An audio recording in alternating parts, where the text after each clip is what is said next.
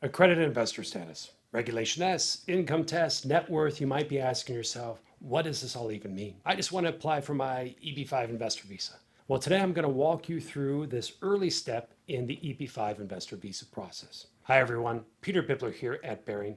In this video series, Bearing Regional Center is providing tutorials on the frequently asked questions for the EB-5 investor visa program. If you find this video helpful, be sure to give it a like and a comment below.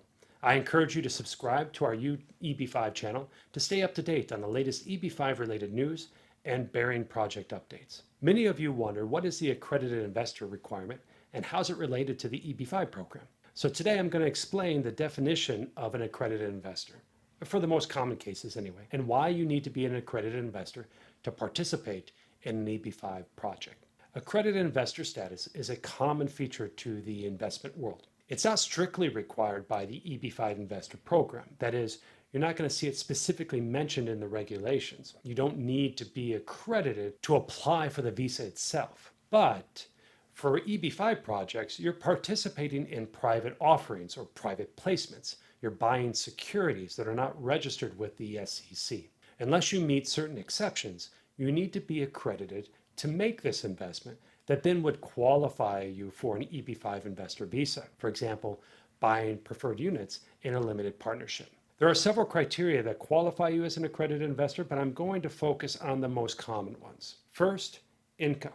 You're an accredited investor if your earned income is $200,000 each year for the last 2 years, or $300,000 per year when combined with your spouse, with the same level or more expected in the coming year. This is earned income.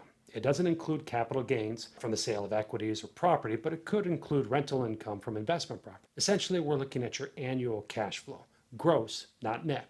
Second, net worth. You're an accredited investor if your total net worth is equivalent to $1 million or more, either individually or jointly with your spouse. Worldwide assets here. So families working in the United States on their H-1Bs can include their US-based assets as well as their assets in their home countries. For purposes of accreditation, net worth equals your total assets less your total liabilities, not including your primary residence. It doesn't require you to have $1 million in cash either. You can count your equity in investment properties, cars, stocks, 401ks, IRAs, and so forth. So for example, if you have a rental property valued at $300,000 with a $200,000 mortgage, then you can count $100,000 towards your total net worth. Finally, I'll include licensed professionals.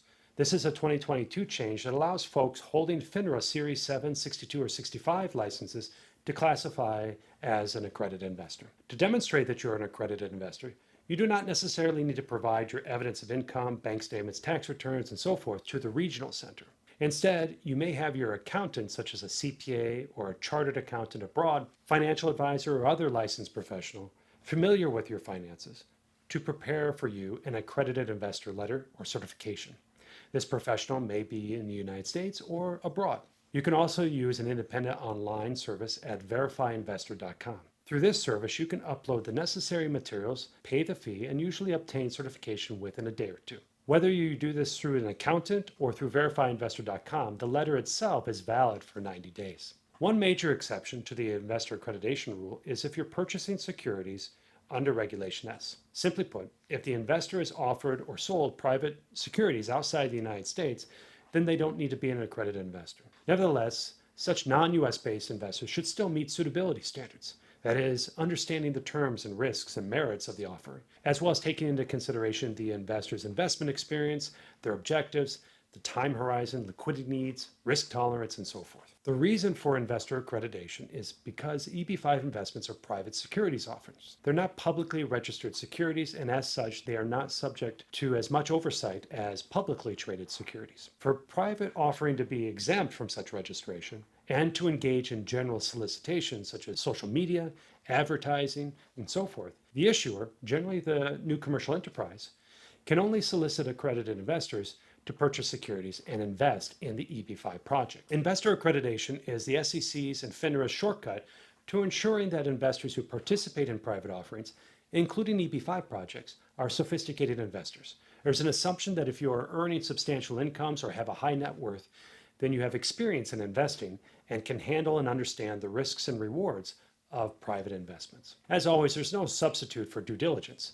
And we welcome you to have all your questions answered to your satisfaction when you're selecting your EB-5 project. This is just a brief overview of the Accredited Investor Status for private investments, including EB-5 projects, and how it's relevant when you're applying for the EB-5 visa. If you'd like to learn more about the investor accreditation status, or learn if you are an accredited investor, contact Barry to learn more. I've included a link to